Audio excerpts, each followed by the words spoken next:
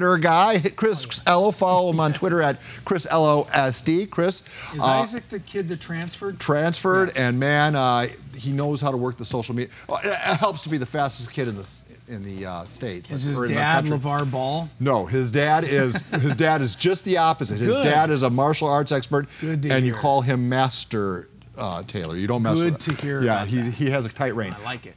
Can we agree the football Aztecs are the biggest story going around right now here in San Diego? Yes, I think the town's getting a little excited, and then getting so excited now that even when the Aztecs win, which they did again on Saturday night over Northern Illinois, and the fans didn't storm the field this time. But the point being is they didn't play very well to their standards. They got outgained.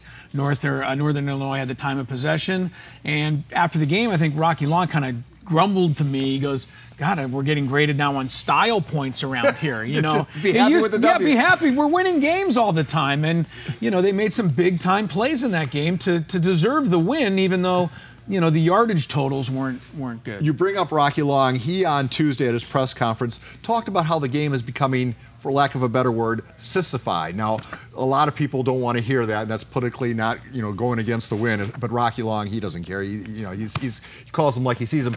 But he was asked, is he becoming too much of a dinosaur for this game? Are the kids, the new era kids not going to be interested in play for him? He had this to say. I don't think I have. We play music at practice. That's different than I used to do it. I don't think we coach them any different than we have in the past. We coach them exactly the same.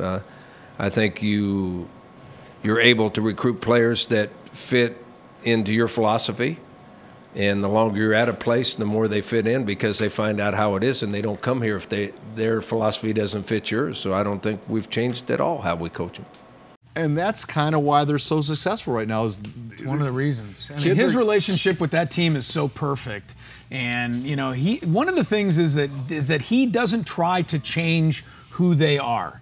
He doesn't fight rage against the machine, as it were.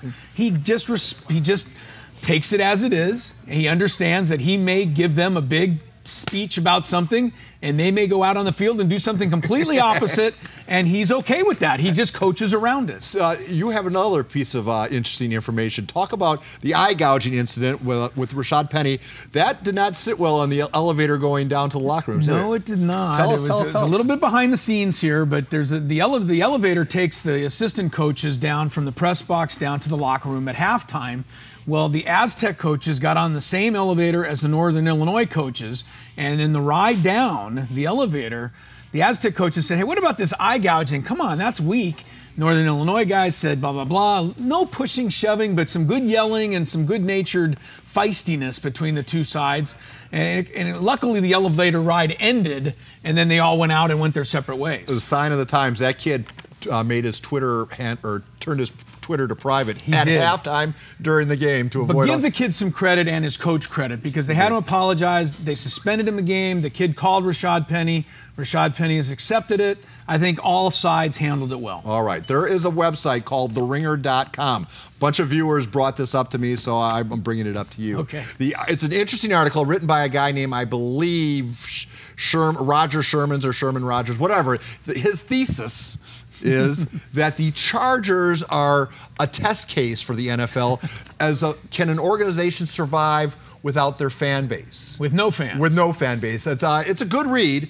Do you buy into that? No, it's stupid. I mean, it's internet stuff to write about.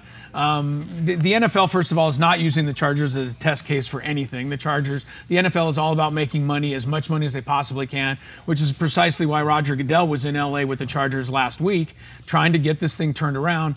And number two, the Chargers are worth supposedly $1 billion more now that they are the L.A. Chargers. That may no longer be the case with this franchise in such tatters the way it is with no fan base. I don't know.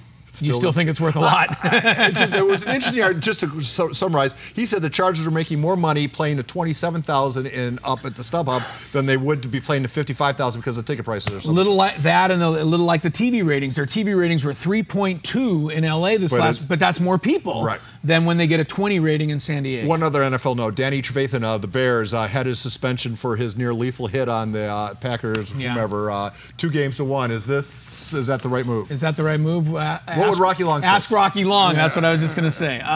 I think that was a cheap shot, and we talked about this a little bit last week. When you're taking shots at defenseless players, that's not tough. That's cheap, and that's, you know, that makes you look bad. So I don't understand why the NFL reduces its own suspension. That's weird to me. I think they think he was launching and it was a pre-launch situation. My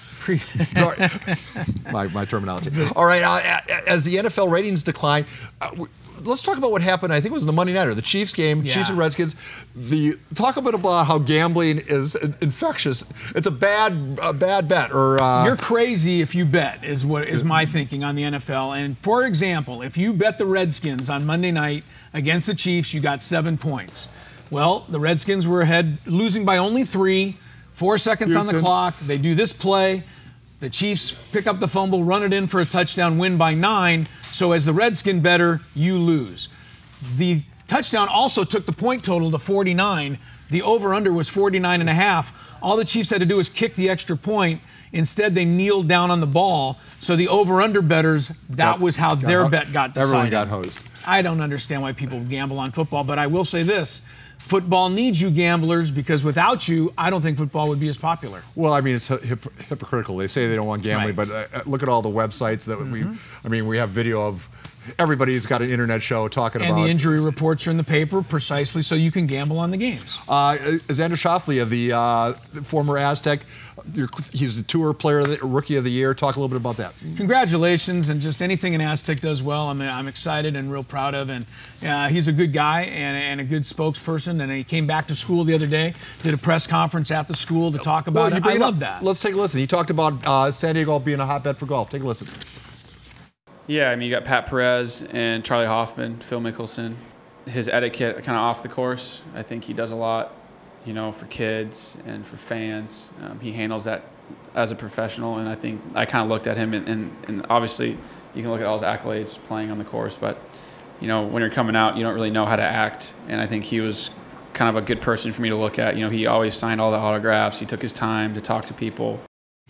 Xander, is anybody... He scores pretty high on the likability meter, doesn't he? Yes, he does, number one. Number two, he's so young-looking that when he came in for that press conference the other day and sat down at the table, I was like, who's this kid sitting at the table? What's he going to talk about, applesauce? What's going on here? 10 seconds. On the other end of the likability meter, LeVar Ball, father know best in that situation? Yes, stop enabling this man. Stop giving him a bully pulpit to spout his stupid ideas. So says Chris Ello. Yes. That concludes our sit-down chat. We have a bunch more coming up in the 6 o'clock hour. You're watching the KUSI News at 6 p.m. right after these commercial words.